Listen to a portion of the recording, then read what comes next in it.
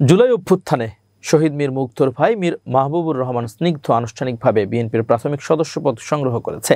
মঙ্গলবার ৪ নভেম্বর রাতে প্রাথমিক সদস্যপদ গ্রহণের সময় ভার্চুয়ালি যুক্ত ছিলেন বিএনপির ভারপ্রাপ্ত চেয়ারম্যান তারেক রহমান। একই সঙ্গে গুঞ্জন উঠেছে তিনি ঢাকা ১৮ আসন থেকে দলের মনোনয়ন পেতে পারেন। এই আসনটির প্রার্থী এখনো পর্যন্ত ঘোষণা করেনি বিএনপি। দলীয় সূত্র জানায়, মীর মাহবুবুর রহমান স্নিগ্ধ প্রাথমিক সদস্যপদ গ্রহণের সময় দলের ভারপ্রাপ্ত চেয়ারম্যান তারেক রহমান লন্ডন থেকে ভার্চুয়ালি যুক্ত ছিলেন। এই অনুষ্ঠানে সশরীরে উপস্থিত ছিলেন বিএনপির মহাসচিব মির্জা ফখরুল ইসলাম আলমগীর, স্থায়ী কমিটির সদস্য আমির খসরু মাহমুদ চৌধুরী এবং নজরুল ইসলাম খান।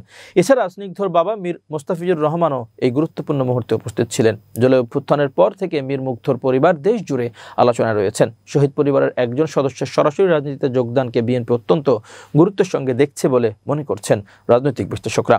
সোমবার বিএনপি 237টি আসনে তাদের প্রার্থীদের নাম ঘোষণা করলেও 63টি আসন ফাঁকা রয়েছে বা রেখেছে। এর মধ্যে অন্যতম গুরুত্বপূর্ণ একটি আসন হলো ঢাকা 18।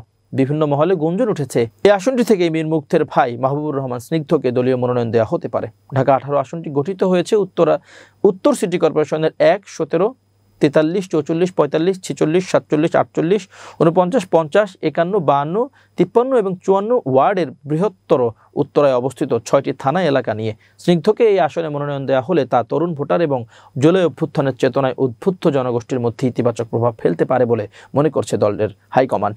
বিএনপি এখন আনুষ্ঠানিকভাবে ঢাকা 18 আসনের প্রার্থীর নাম ঘোষণা না করায় স্নিগ্ধর মনোনয়নের গুঞ্জন আরও জোরালো হচ্ছে।